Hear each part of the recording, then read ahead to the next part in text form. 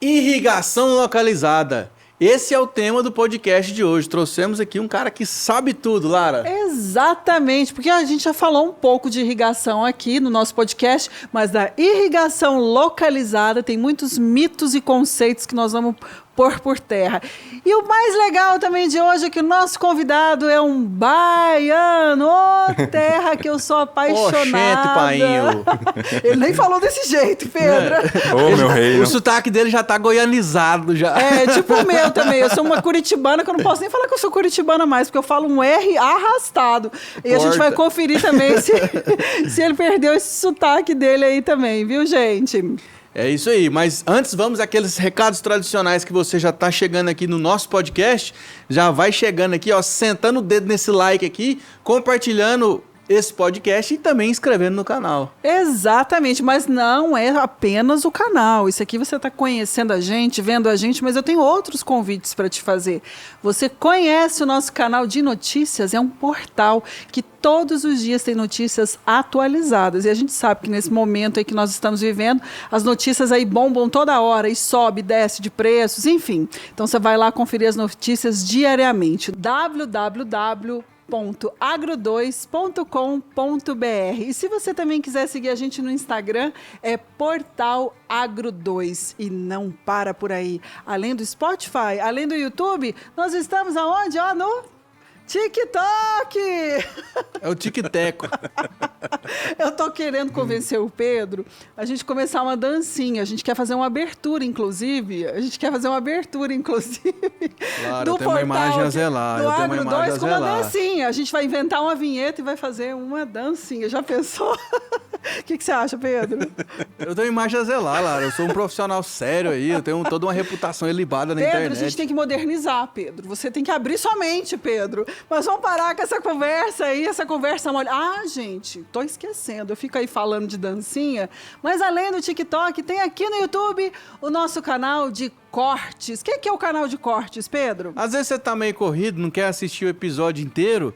A gente separa ali alguns melhores momentos para que você possa assistir aos pedaços. Depois você corre lá e assiste o episódio completo. É isso aí. Então bora chamar nossa vinheta? Bora! Subiu!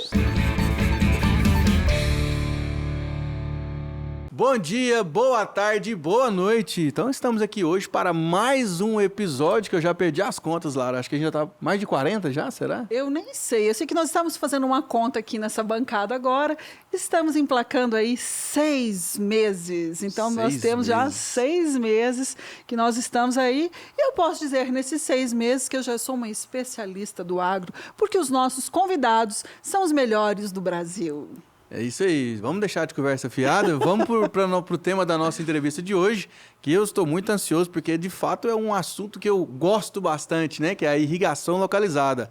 Então ele é engenheiro agrônomo formado lá no estado da Bahia, veio importado para cá para poder trabalhar sobre esse assunto, e é o Henrique Ferreira. Boa tarde a todos. Obrigado, Lara. Obrigado, Pedro, por essa oportunidade. Fico muito feliz aí pelo elogio dos melhores do Brasil.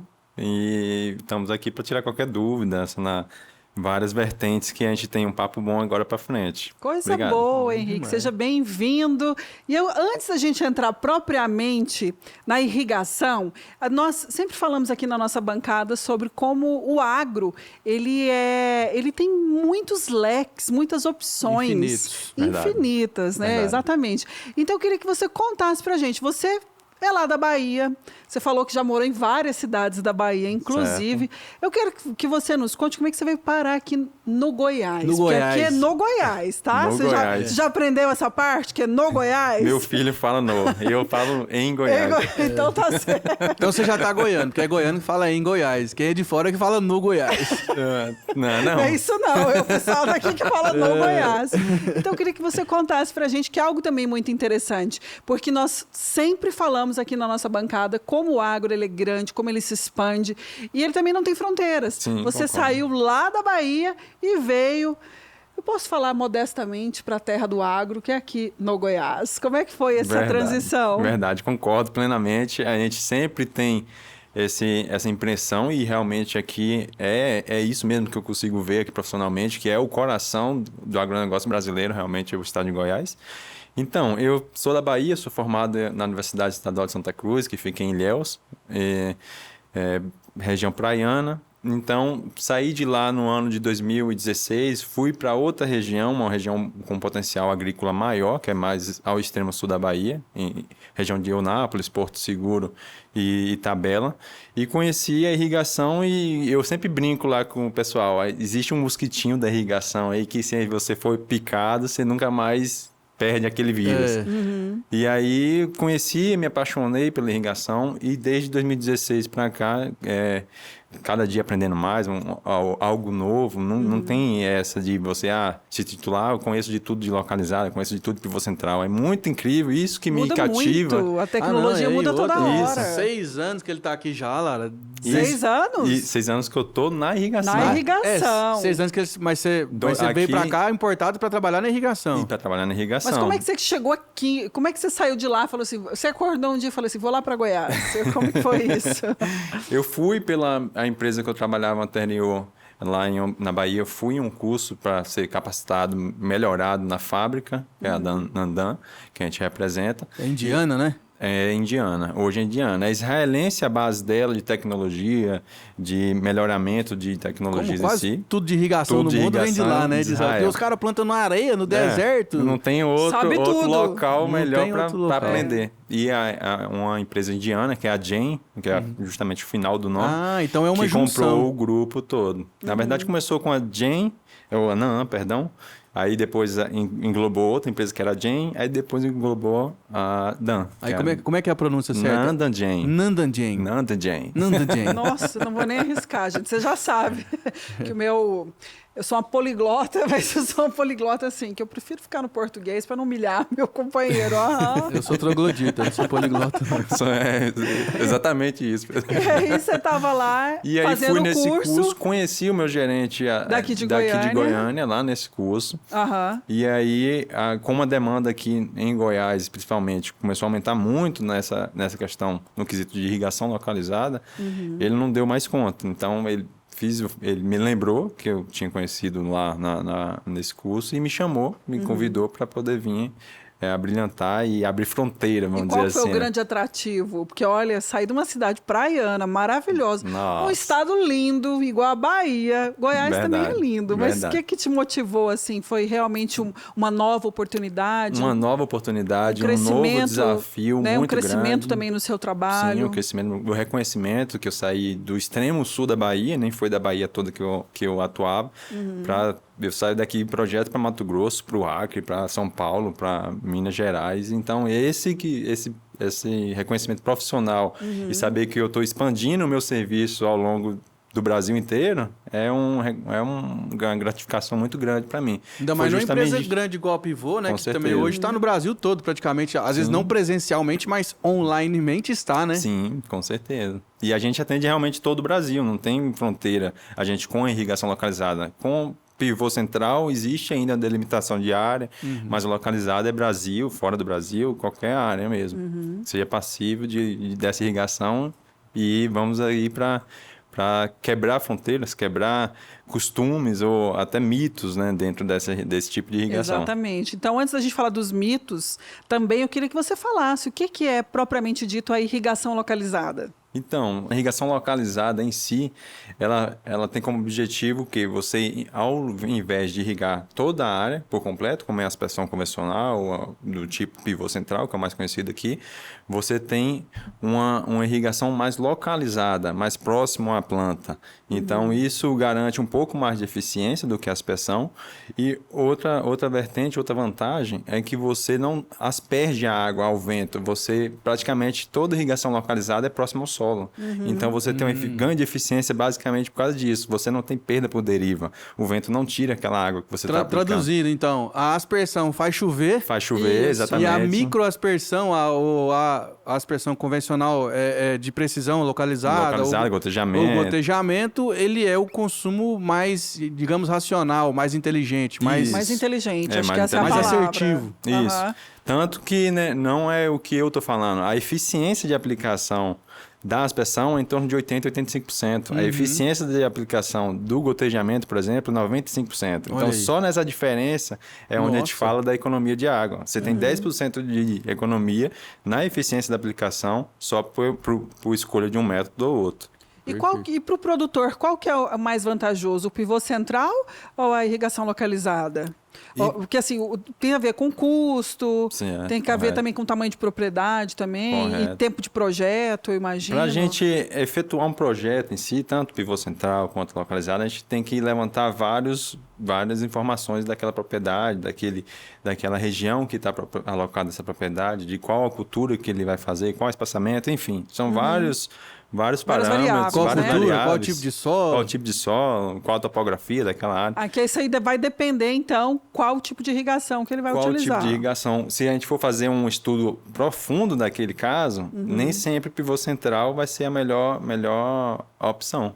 Então, a gente tem, mesmo em áreas grandes, não é porque é localizada que são áreas pequenas, tem... Isso é um mito. É um mito, né? é verdade. Que É uma a gente verdade. acha que tem que, quando fala de localizada, eu mesmo, quando falou de localizada, eu logo pensei numa propriedade pequena. Então, não existe Sim, isso. sim. É qualquer Não, tamanho de propriedade. Qualquer tamanho de propriedade. Agora, quando a gente, como estava falando, a gente faz um estudo, a anamnese realmente ali do caso a caso, e a gente pode propor qual a melhor solução para ele. É para isso que a gente está, né? Propor qual a melhor solução, qual a melhor tecnologia, qual a melhor estratégia para ele alcançar uma maior produtividade e maior rentabilidade, consequentemente. Mas você acha que a cultura escolhida é a principal fator determinante?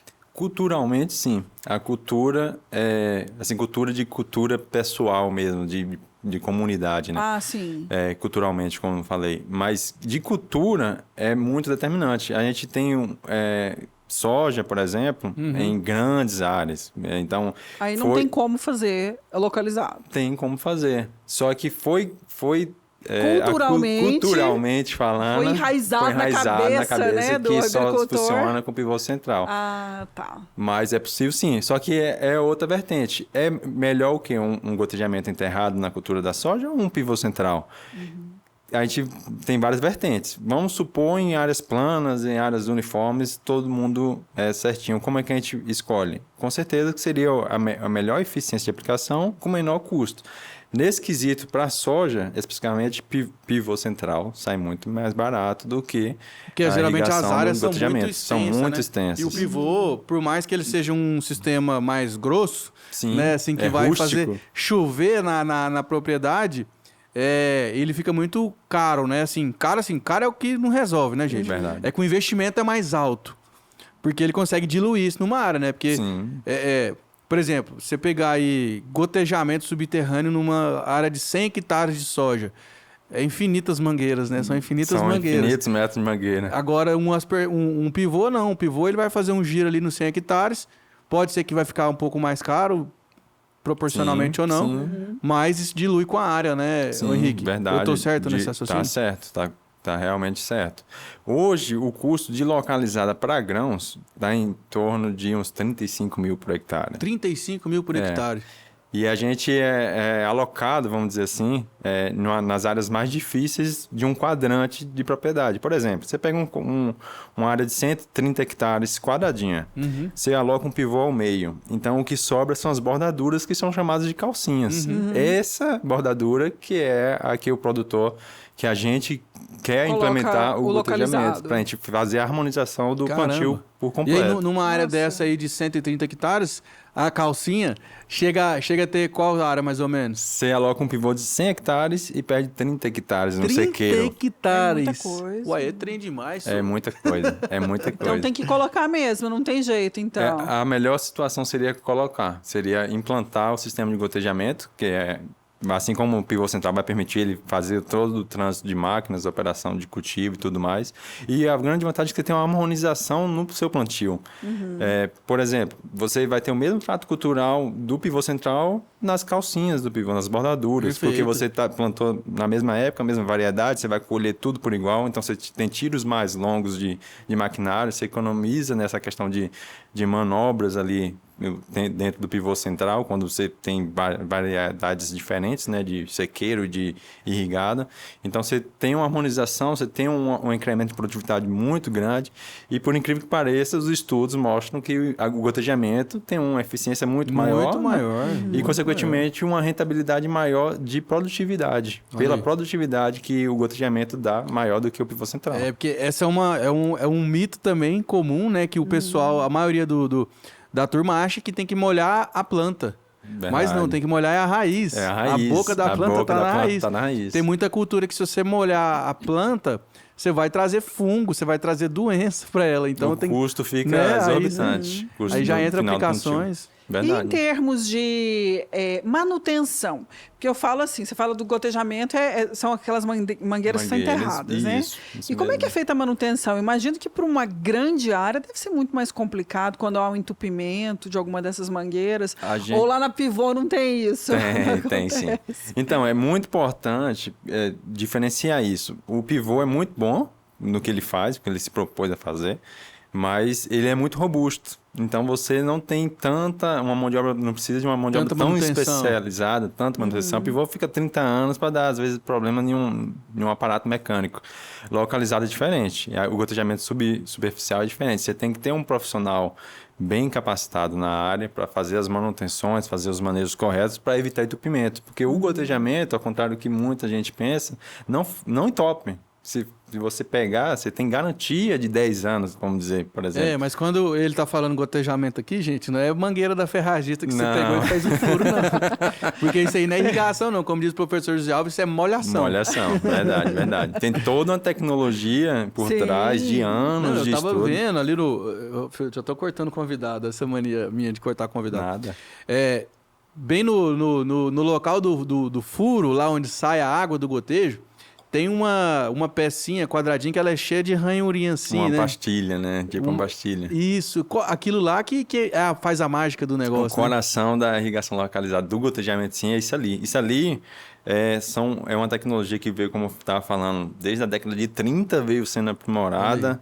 E aí foi patenteada e tudo mais. Veio de Israel para cá, importada as tecnologias. E aí se difundiu.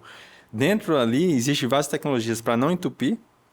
Dentro dessa pecinha. Dessa pecinha. Não é só aquele furo que você vê do lado de fora. Aquilo ali é só a ponta do iceberg.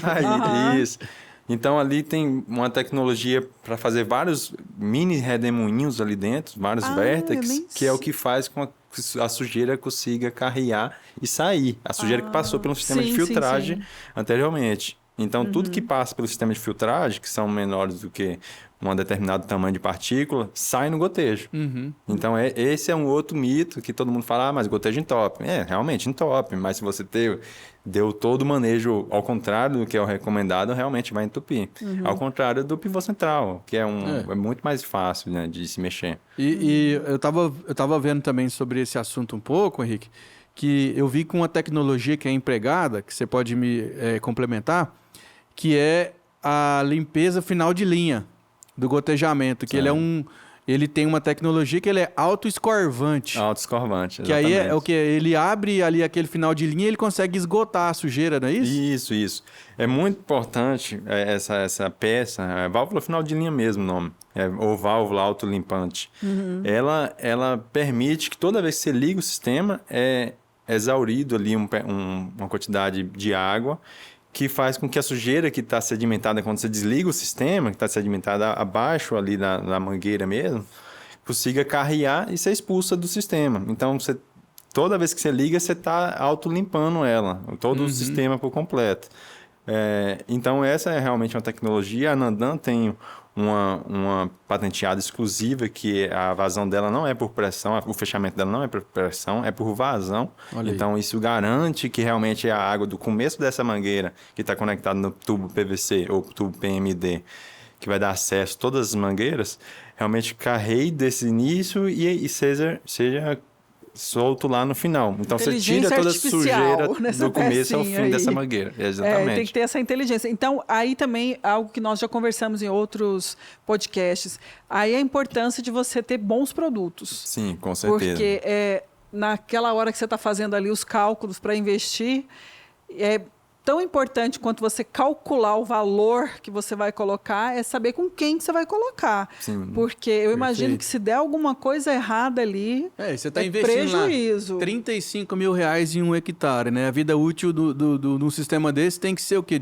No mínimo uns 20 anos, né? Exatamente, esse é o número que a gente fala. Se você realmente tiver todos os cuidados que tem que ser, não é que aos 21 anos vai parar de funcionar, não, mas às vezes se torna uma tecnologia já ultrapassada, né? A gente está num sistema muito novo de troca de tecnologia, muito rápido, né? Muito rápido. Então, compensa, aquele valor já foi diluído na terceira, quarta safra, no máximo, estourando, se você porque conduzir hoje, de forma errada. R$1.000 por hectare, acho que se você plantar qualquer cultura aí, acho que até a soja mesmo, eu lembro que chegou uma época que era em torno de R$700 a R$800 o lucro por hectare. Hoje já passou de R$1.000. Já passou. Né? Você pegar isso, você extrapolar isso para uma cultura de fruta, de café, de horta, R$1.000 você tira no primeiro tombo ali, você tira muito mais, né?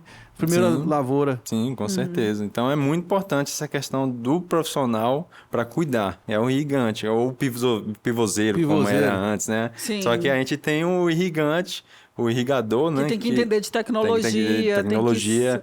Tem que entender de cuidado, tem que ser um cara muito bem formado nessa questão de saber pensar que aquilo também é dele. Então, ele está trazendo prosperidade não só para a fazenda dele, para o trabalho dele, mas como está trazendo alimento de boa qualidade para todo o Brasil e internacionalmente falando também, né? Henrique, e o Enoque também que teve aqui, mandar um abraço para ele, que provavelmente ele vai assistir esse episódio, né? Não é possível, né? O Enoque estava até falando para a gente de uma tecnologia que já é usada, que é muito usada no pivô central, mas que já está popularizada também no gotejamento, na microaspersão, que é a automatização, né, e a utilização de aplicativos para ligar pela internet, né, cara? Olha só que nível que a gente chegou. É muito bom. Eu fico deslumbrado com essas tecnologias que surgem a todo momento, principalmente no meu mercado. E é muito bom, realmente é isso. Hoje, a gente não faz, pelo menos eu particularmente, tenho tipos de clientes que não tem opção, eu quero um sistema manual. Muito difícil. Muito raro. Muito difícil. Né? Todos querem estar, vamos dizer assim, na modinha da roda ali de amigos dos produtores, né? Que gostam de se gabar. Então, é muito importante porque a gente tem medidas, né, exatas do que realmente está acontecendo em campo. Então, aí você sabe, tem relatório, você sabe se ligou, se não irrigou, se deu um erro na motobomba. Por causa se choveu, aí nem liga sozinho. Né? É exatamente isso. É um sistema, é um cérebro, para falar a verdade, assim, é artificial, né? Então, você consegue ter vários parâmetros, vários relatórios e consegue acionar da China, da Europa, da de onde qualquer quiser. lugar. E ainda nesse assunto de tecnologia, desde que você atua nesse mercado para cá, qual foi a principal mudança que você falou assim, nossa, nem acredito que eu estou vendo isso? É exatamente essa questão do cérebro artificial. Quando eu comecei, não existia, mas era muito mais lá para fora do país. Era manual ainda. Era muita coisa manual ou automática, mas a parte manual, por custo por hectare, saía muito mais do que os automáticos. E a gente foi fazendo essa transição. Bora colocar um sistema automático, vamos colocar um controlador para ele irrigar sozinho à noite, para você realmente ter garantia que está sendo irrigado, não está sendo um profissional lá que às vezes irriga, não irriga, fica pelo dito, não dito, né? Então, aí começou essa transição. Hoje a gente já tem sistemas autônomos que conseguem fazer injeção de fertilizante sozinho, faz leitura de pH de água, faz leitura de coeficiente de salinidade do solo, e aí vários outros tipos de leituras e travamentos para você evitar um problema ou um desperdício realmente de dinheiro. E o que você vê no futuro? No futuro eu até da brinco, irrigação, eu fico imaginando o que é que vai vir após eu acho que não vai ter outra tecnologia realmente, efetivamente falando, depois do gotejamento, mas eu falei, será que é possível ou é impossível alguém inventar 2 agulhinhas que vai ficar direto ali no floema e xilema da planta? Não sei, eu sempre brinco. O floema e xilema da planta, gente, é como se fosse a veia aorta da planta, né? O Henrique, cara, e assim, a gente vê essas tecnologias, igual você falou, né? Israel é referência, a Índia tem muita coisa. Mas assim, cara, como é que você vê a participação do Brasil? Parece que eu só ouço falar, por exemplo, de Nandanjen, de Rainbird e de outras marcas, assim. Como é que você vê a atuação do Brasil em nível tecnológico, assim? Se a gente tem também empresas nacionais que competem de Na par irrigação. com essas empresas? Sim, temos sim, mas mais voltada para a questão de manejo. Então, de tecnologia em si, não tem ninguém para bater em irrigação localizada contra Israel, vamos dizer assim, né? Não tem. Então, são milhares de anos. Iniciou lá realmente a questão de irrigação, né? O cara irrigava era o Rio Nilo lá, né? No Rio Nilo, 6.000 anos atrás. Então, a gente realmente, de tecnologia em si, eu acho um pouco difícil. Mas de manejo, a gente tem vários aplicativos, vários parceiros, né? Várias startups aí que brinca com isso aí, parecendo que está brincando com um brinquedinho simples, mas que dá relatórios fantásticos para a gente, que dá estratégias, né, para a gente poder fazer, tá na frente do tempo às vezes, né? Você tem uma previsão que vai chover ou não, você tem uma opção de falar que não vai irrigar naquele momento, porque você já tem uma previsão com uma previsão de chuva muito assertiva hoje em dia, né? Sim. Então, aí você economiza nesse sentido, Economiza né? nesse sentido. E deixa eu te fazer outra pergunta, Henrique. Quando a gente fala, então, do pivô central e dessa irrigação localizada, você enxerga essa irrigação localizada como algo que está vindo agora aqui na cultura do brasileiro, né, do agricultor brasileiro, ou ela já está muito bem aceita e existe essa... Ou o seu cliente ele chega lá e fala assim, não quero saber dessa localizada, não, eu quero mesmo o pivô central, outro tipo de irrigação, isso aí não. Tem isso ainda, essa resistência? Tem muita resistência. Pela falta de conhecimento. Pela falta de conhecimento. A gente está quebrando muito, graças a Deus, a gente está conseguindo quebrar muito com resultados, com dias de campo, demonstrando, fazendo visitas. E tem artigos, isso é o que mais tem na questão científica, demonstrando realmente que a eficiência, a mudança de eficiência e a aplicação no ponto exato, que é na raiz da água, ou na raiz da planta, perdão, tem um ganho de produtividade, de stand de plantio, então a planta responde muito melhor. Então, como o Pedro também falou, a questão de pragas, você tem uma redução muito drástica de custos com defensivos nesse quesito, né? Porque você não molha a folha da planta. Então, a gente vai quebrando esses mitos, esses travamentos do produtor e a gente está fazendo um trabalho muito bem, graças a Deus. E estamos cada ano crescendo mais áreas, muito mais áreas. Show de bola. Com a pandemia até teve, não teve? Uma procura né? maior? Realmente. Com a Você acha que pandemia ajudou muito. O agricultor ele conseguiu dar uma parada assim, falar assim, deixa eu ver o que eu posso melhorar, eu tô aqui trancado, não posso fazer nada. Você acha que teve um crescimento? Eu acho que o crescimento foi pelo boom agronômico mesmo que teve no Brasil devido à pandemia. Então, isso ela alavancou a gente muito. O agricultor teve que pensar, o que eu posso fazer para otimizar a minha produção? Para otimizar a minha produção, para eu melhorar a qualidade do meu plantio, para eu ter um retorno maior. Então, e essa questão da tecnologia de ponta a ponta. Eu ter realmente saber o que é que eu estou fazendo, onde eu estou fazendo, o que é que eu estou aplicando, onde está sendo o meu entrave de custo de produção. Então, e o que fazer para quebrar isso, né? Para eu ter cada vez mais uma verticalização da produção, sem ter que abrir muitas áreas. Então, eu acho que esse tempinho que todo mundo ficou em casa foi muito bom para essa questão de pesquisas, de internet, explodiu demais. Então, ajudou muito o nosso mercado de localizar, né? Perfeito. Ô, Henrique, e um tema comum também que a gente ouve muito falar aí, né?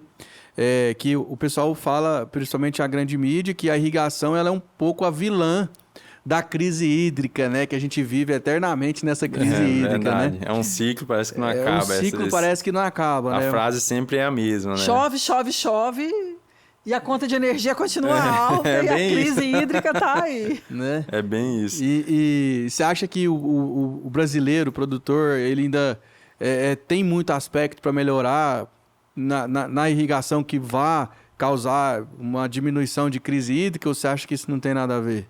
Eu acho que tem um pouco de cada coisa.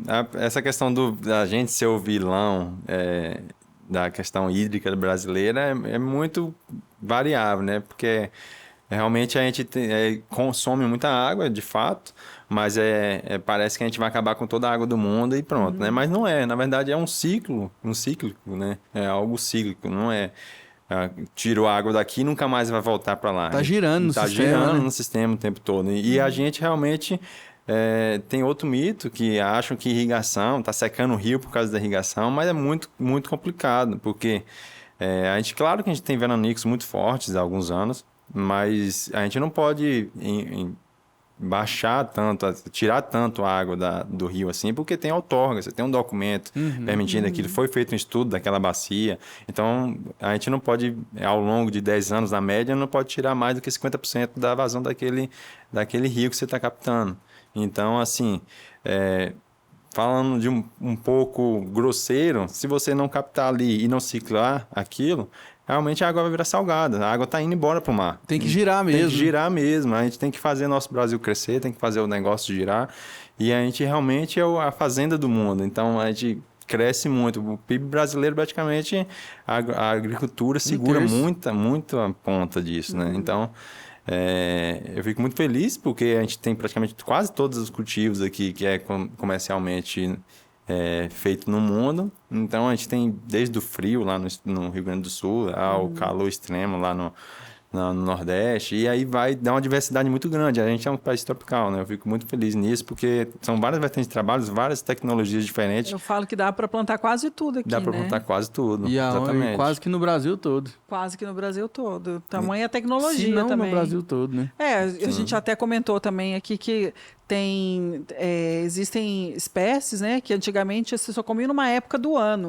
Né? Tinha a estação para você comer morangos. Verdade. Hoje não existe isso Hoje mais. você vai no supermercado, tem tudo o ano inteiro, O ano né? inteiro, acabou. Lógico, né? Acho que dá uma oscilação de preço por causa que época na época melhor para fica um mais para outro. barato, Mas né? sempre tem. Mas sempre tem, tanto que mudou. E eu acredito que é com o advento irrigação.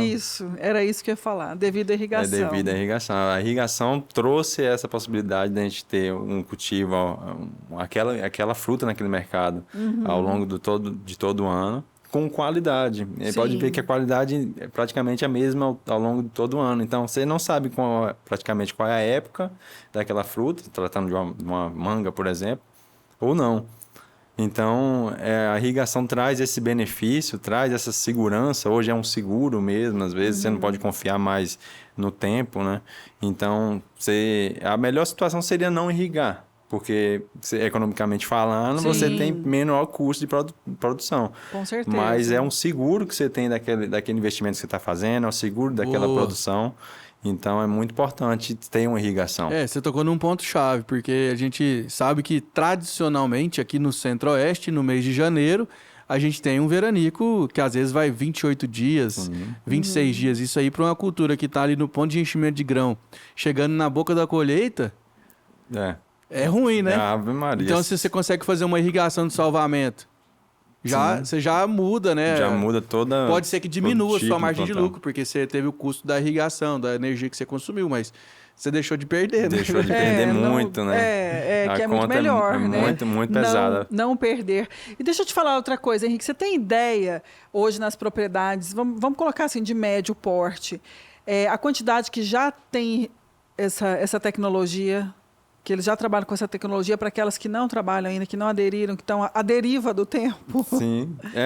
O dado é muito difícil de falar exatamente, mas hoje a gente tem, como Goiás são basicamente muitos produtores de vários tipos de economia falando, né? Então, você tem um grande produtor, tem um pequeno produtor. E por incrível que pareça, o pequeno produtor também quer a tecnologia mais cara que existe, mais precisa, mais eficiente. Ele não quer errar também, quer produzir mais. Ele não quer errar, justamente isso. Ele não quer errar, porque justamente as contas dele são mais apertadas. Então, ele tem que acertar. Ele bota isso na mente, coloca isso na mente. Ele tem que acertar. Então, ele procura o que há de melhor no mercado, mesmo que tenha um aporte de investimento um pouco maior, mas ele tem um pouco de segurança, de alívio, de falar, não, com essa tecnologia aqui, eu vou conseguir produzir, eu vou ter meus relatórios, eu vou conseguir estar um passo atrás do que eu vou ter uma surpresa, né? Então, eu consigo criar estratégias antes daquilo acontecer e que acarretar, no final, baixa produtividade. Então, esse é o grande vertente. A gente tem tecnologias dessa implementada tanto em pequenos produtores quanto gigantes produtores. Então, mas você acha que a irrigação no Brasil ela está engatinhando, iniciando, ou é um processo bem avançado? Eu acho que ainda a gente tem muito a melhorar. A gente só tem 8 milhões de hectares. Então, a gente pode expandir muito. 8 milhões de hectares para um universo de? A gente está falando em torno do limite assim, de área irrigável, no futuro 60. Então, a gente 60 está com em milhões. torno de 12% da área irrigada sim. só. Então, Tem um oceano azul aí. então nasceu, né? Sim, nasceu e está indo, foi Está desenvolvendo e crescendo. Tá desenvolvendo. Mas sabe o que eu crescendo. vejo, Henrique? Eu vejo que muita gente talvez não veja irrigação de uma maneira profissional e de engenharia que ela é. Sim. Sim. Né? Durante o curso de agronomia, você é projetista, né? Então Sim. você estudou engenharia para isso e tem uma engenharia super complexa por trás. Muito complexo. E aí a maioria da turma acha que é só fazer chegar água. Mas não, né? Tem dimensionamento de bomba, tem dimensionamento de tubo, tem a escolha certa do aspersor, do gotejamento, tamanho do bulbo molhado. Sim. Né?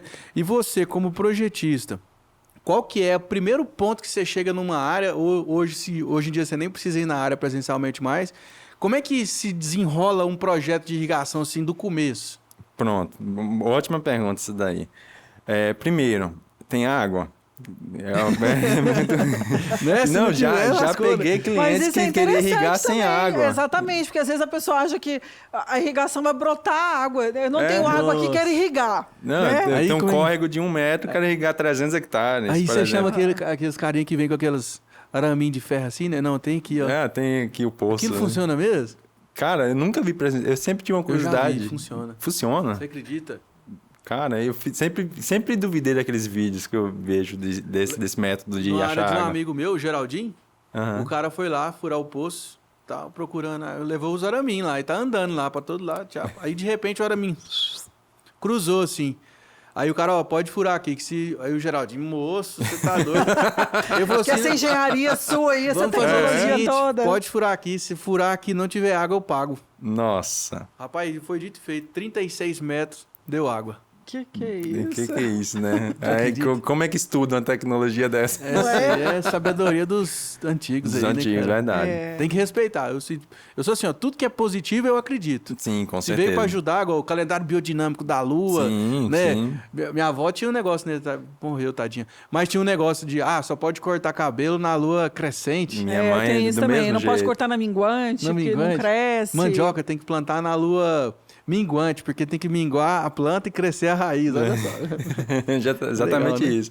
Então, voltando, a gente primeiro se tem disponibilidade de água. Aí depois, qual a qualidade da água? Se realmente tem essa água, qual a qualidade da água que eu estou tratando para eu poder começar a bolar algumas estratégias para atender aquele produtor. E essa qualidade da água, ela envolve análise química ou mais, por exemplo, se tem sal, se não tem, apesar de que tudo é química, Sim, né? é química, Químico-física. químico-física, né? A parte de sedimentos naquela água também é muito importante, porque somente em É o gotejamento, que implica sedimento é o mais, que né? vai fazer entupir.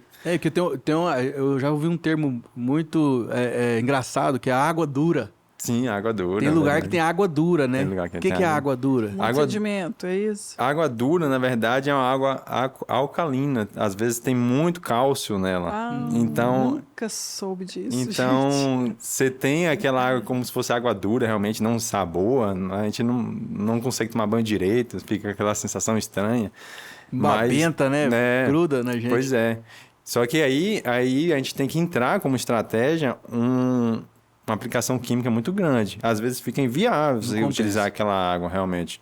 Quando a gente trata Mas pra- é possível corrigir. é Dependendo possível do corrigir, caso, você consegue dependendo da corrigir. concentração, é possível corrigir. Aí, na minha região, na Bahia mesmo, a gente tinha muito problema por ferro e matéria orgânica. Então, a gente tinha várias estratégias de aeração dessa água, fazer tanques de sedimentação com aeração, para poder minimizar essa problemática no gotejamento. Então, essa questão da qualidade da água é um outro quesito importante. Aí depois a gente vai para qual o plantio que você quer fazer, qual o espaçamento, qual o sentido desse plantio. Entendi. Todas essas vertentes eu tenho que levantar para poder fazer o projeto realmente para atender aquilo que o produtor espera. pra atender Isso aquilo que porque ele cada precisa. cultura especificamente ela tem uma demanda de consumo de água. Sim, tem demanda de consumo de água da própria cultura, que é o KC que a gente fala, né? KC, né? O coeficiente, Tem coeficiente de evapotranspiração. de evapotranspiração ao longo do ciclo dela. E a região que ela está alocada. Qual o tipo de solo que é ali, retém ou não retém água? É arenoso, a água vai embora rapidamente. Argiloso tem uma capacidade de retenção dessa água e disponibilidade para a planta muito maior. Então, todas essas vertentes a gente faz esse estudo, levanta e traça a melhor estratégia para dar uma tecnologia que realmente vai ficar bom para o produtor, vai alcançar aqueles objetivos que ele está esperando, para poder entregar aquilo para ele como ideia, inicialmente, Entendi. né? A gente faz o projeto e apresenta, aí cabe ao produtor... Ainda pode acontecer de você fazer o projeto e o produtor falar, não. Não, Aí tchau. você rasga. Não, muito caro. Não, Bem isso.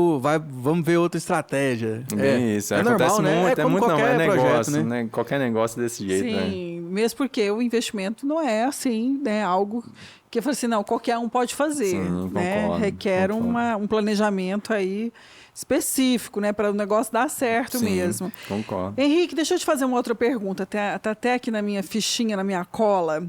Qual que é a diferença da irrigação para drenagem? Pronto, fechado. Drenagem é quase que o inverso da irrigação. Era isso. A Isso que irrigação eu eu vou imaginei. tirar a água de um lugar geralmente mais baixo e jogar para Aham. minha área agrícola. Drenagem é o contrário. Eu tenho muita água alocada lugar, na né? minha área agrícola, eu quero utilizar aquela faixa de solo, eu vou utilizar canalizações especiais, um projeto Vocês bem fazem feito. isso também? Lá na Fazemos. Pivô, de drenar o Sim, solo? também Quando tem fazemos. esse excesso de água? Sim, Mas isso geralmente- é comum? É comum mais em áreas de baixada, porque Aham. você tem um pouco de elevação do lençol freático e aquilo aflora ao nível do solo. E aí você fica... Ô, o Brasil, nossa, é rico demais, É né, rico cara? demais, tem de tudo. Tem oceano de água no subsolo, Em oceano cima, de água embaixo. em cima, oceano de água na superfície. É bom demais, né, É cara? bom demais, é bom demais. A gente é abençoado. Realmente Deus é brasileiro, não tem jeito não. E aí vocês fazem isso também, mas também não é muito comum, imagino, Não porque é muito comum. o custo também deve ser Não- elevado. não é muito Então, comum. o agricultor ele prefere deixar aquela área alagada lá, Sim. prefere investir na irrigação localizada do que drenar aquele solo. Sim, às ali. vezes fica muito inviável. Você tem, às vezes, um platô, sei lá, de 300, 400 hectares e você tem uma área de 20 hectares que está alagada no meio desse platô. Para você tirar, escoar Não essa área compensa. do meio, correr com a adutora de 2, 3 quilômetros para Vixe. aproveitar 20 hectares, Nossa fica inviável. Fica inviável. Então Às é vezes é melhor muito nem inviável. mexer com Melhor isso, nem então, mexer deixa com isso. quieto. É E bem aí- isso mesmo. Henrique, então eu sou fazendeirão. Cheguei lá na loja lá, na sua loja lá. Falei, Henrique, eu tenho aqui 5 hectares de milho pamonha. Pronto. Milho 1051, que é o mais consumido aqui nas pamonharias de Goiânia. Aí, primeira coisa que você vai olhar, se tem água na minha fazenda. Certo. Aí, você já te falei a cultura. Aqui em Goiás, 90% é solo argiloso, arena férrico, argiloso. vermelhão, né? Sim. Terra vermelha, latossolo vermelho. E aí, depois disso aí, o que vem depois disso? Aí eu vou perguntar para você, qual o espaçamento que você vai plantar esse milho? Vai ser 1 por 1, 1,20 por 1? Entendi. Perfeito. 3 sementes por metro. 3 sementes por metro. Qual o sentido que você vai colocar dentro dessa área que você tem? Então você vai ser sentido norte-sul, leste-oeste, enfim. Boa. Tem várias infinidades. Que aí é a estratégia que eu tenho de entrar com qual lado dessa área que você tem que eu vou conseguir entrar para ter um melhor custo-benefício de material, de eficiência naquela aplicação. E pronto. E aí você me dá essas informações e qual tipo de energia, principalmente, né? A gente precisa bombear. E de onde que vem, né? Da onde é que vem e qual tipo de energia. A gente precisa bombear essa água de algum ponto para chegar lá na sua propriedade, para ter caminhões e caminhões de milho depois. Então, a bomba é quase uma das últimas coisas que você faz no projeto. Justamente a última coisa. A Tem última muita coisa. gente que acha Que o acha que contrário, que eu vou começa com colocar a uma bomba bomba de 10 cavalos aqui para fazer uma área de 15 hectares, por exemplo. É o contrário. A gente vem da última mangueira, do ponto mais difícil de chegar à água, do último gotejador, fazendo o cálculo inverso. Vem ao contrário, então. Para chegar na bomba, para saber, essa bomba aqui vai atender aquele último gotejador, aquele ponto mais alto, na vazão, na pressão correta, que vai evitar o entupimento. Essa já é a matemática, né? Essa é a Já matemática, a matemática né? inversa. Essa é Engenharia toda a com engenharia. matemática aí nesse Tem negócio. uma É quase que um constante? arquiteto com um engenheiro, tudo junto. Tem que se adequar ao que você precisa, com o dinheiro que você tem, com a Mas é tecnologia até que... interessante você ter falado isso, engenheiro com arquiteto. Quem é que faz esses projetos? Qual que é o profissional que faz esse projeto? Tem que ser do agro ou não? Ou pode ter outras especialidades? Eu já vi Todos engenheiros agrônomos realmente fazem, engenheiros agrônomos, 90%. agrícolas, técnicos, mas eu também já vi gente da área civil trabalhando com projeto de irrigação. Engenharia civil? Engenharia civil, mais pro lado de jardim, mas a hidráulica não muda, você é a tem que mesma. atingir aquele Perca de último carga, pessoa, perda de atrito. carga, tudo mesmo. Mas eu já vi bastante engenheiro civil também trabalhando com irrigação. Show de bola.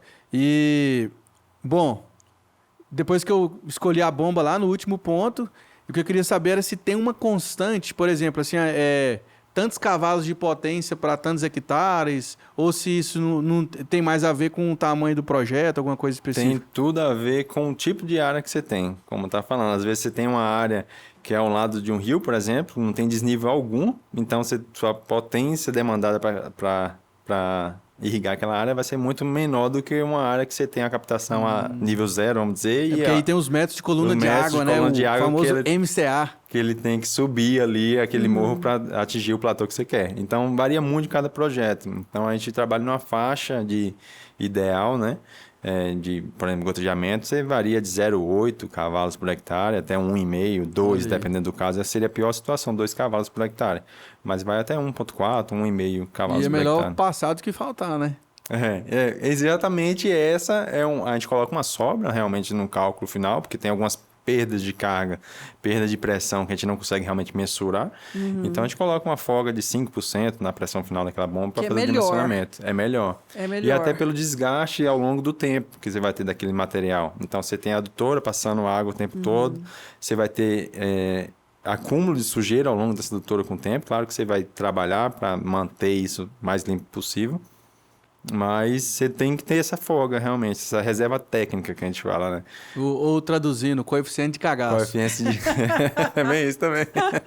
Henrique, me fala uma coisa. Você deu um exemplo, né? Que tem, às vezes, produtor que chega lá, fala que quer fazer um projeto de irrigação, mas aí tem água? Não, não tem água. E já teve casos, você já vivenciou ou já te contaram, de ter propriedades que têm a água, mas não tem jeito de utilizar essa água devido à localização.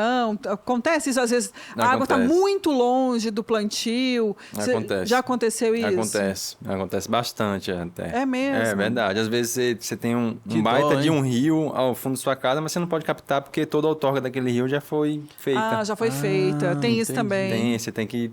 Tem uma fiscalização, você tem que realmente seguir para a gente Claro. querer uma longevidade dessa água Até ao pra nosso respeitar Brasil. o meio ambiente também, Para respeitar né? o meio ambiente, a gente tem que seguir isso realmente. Às vezes você tem uma propriedade pequena que o seu vizinho não deixa você passar só com uma tubulação nela. Você tem um Então, Então, ponto. são várias variáveis. São várias então. variáveis. Você tem um ponto, Mesmo enterrado, às vezes os caras acham ruim. a agência permite você fazer captação, a outorga pode sair, você tem vazão disponível naquele manancial de água, mas seu vizinho não deixa você passar com a adutora de 1 metro enterrada na propriedade dele.